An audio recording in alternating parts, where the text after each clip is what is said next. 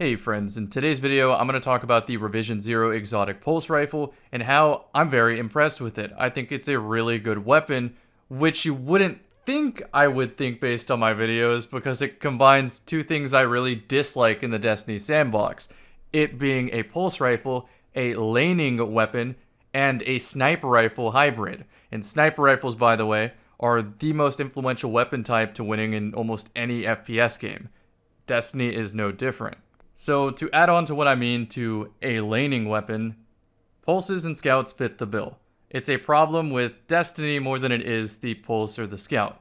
Destiny doesn't really have objective game modes, so pulses and scouts are allowed to sit in the back, and they don't really ever have to come out of their hidey hole. If you try to push them, they have a giant radar at the top of their screen that gives them a heads up to move the other direction and rotate to a different far part of the map. So they're able to play their engagement space perfectly. I can't hate the player, I have to hate the game here. The maps also enable this, so it's a combination of all three. Map, mode, radar. That is what makes pulse rifles strong and to some, annoying.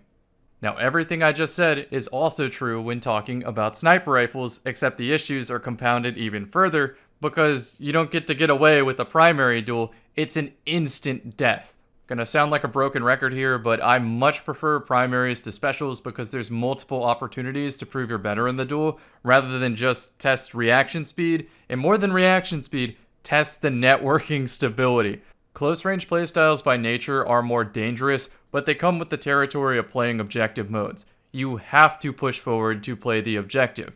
You have to push forward to slay to enable someone else on your team to play the objective. So now comparing long and close range engagements, I don't think either is free from criticism. I don't suddenly think that just because you're in close distance, it's suddenly a high skill fight. It's not. In Destiny, you still have networking issues up close and arguably worse networking issues. I am scared of close range because a Titan will teleport towards me. A Warlock will literally teleport towards me with its melee ability and the network, and if they're near a wall, I might die in one shot. And if that doesn't work, they're just going to whip out the special weapon, aim in my general direction, and I quite literally mean my general direction. Look at the size of the shotgun reticle, the fusion rifle. They'll spray me down, I lose. And if by some miracle they whiff using the special weapon, then they just switch to a sidearm or a submachine gun, which in that close quarters gets super magnetized bullets to the face that also flinch you, so if you try to shoot back, yeah, good luck. Oh, and unless you're using explosive rounds, expect them to take barely any flinch at all, especially if they're using mouse and keyboard. Anyway, that rant is pertinent to the video because someone's going to say in the comment section, oh, you only like this pulse rifle because you're a dad. No, I have problems with the Destiny sandbox overall, and I wish that close quarters had more of a skill gap and that long range fixed the issue of radar, map, mode. If both of those were changed simultaneously, it would give people confidence to push forward since it's not assured death, and it wouldn't give them comfort in the back because it's not free anymore. So now that I've angered all types of Destiny PvP players equally, let's talk about why I like this pulse. At first I was fearful with how easy it might be to build up sniper bullets on this pulse, but I think it's pretty tasteful and fair. Pay attention to the top of the screen. There's a 2-minute timer on this round. In those 2 minutes, I have to stay alive the entire time to build up perk, and I have to be engaged often. So it's very rare to have one bullet that makes a difference, let alone charging up 2 of them. Then if I choose to use the sniper bullet, I have to change the gun to sniper mode, which means I have to have an exit route or I have to know that I'm going to hit my shot. Because after you fire, you have 0 bullets in the mag, so you have to switch to your other weapon to clean up, or you have to run away. Now I will say on the record, I overreacted to this perk in concept. It just sounds way too powerful, right? Shoot with pulse rifle, which you're going to do anyway, and get sniper rifle, which is best weapon in the game. If someone's going to be living that long to get an extra sniper bullet, I say give it to them, because the alternative in 6s, where you're going to see this more often, is that they just use their 2 snipe bullets, take a death, and now they spawn up with 2 more snipe bullets. It's like the threat is already persistent.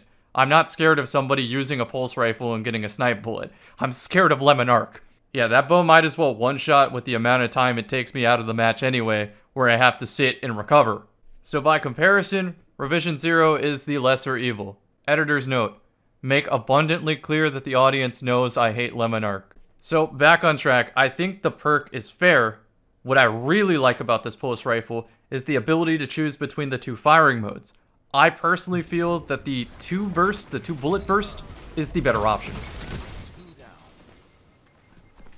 I think I should give Revision Zero a shot. Oh, dude, it's the two burst. It made all the difference.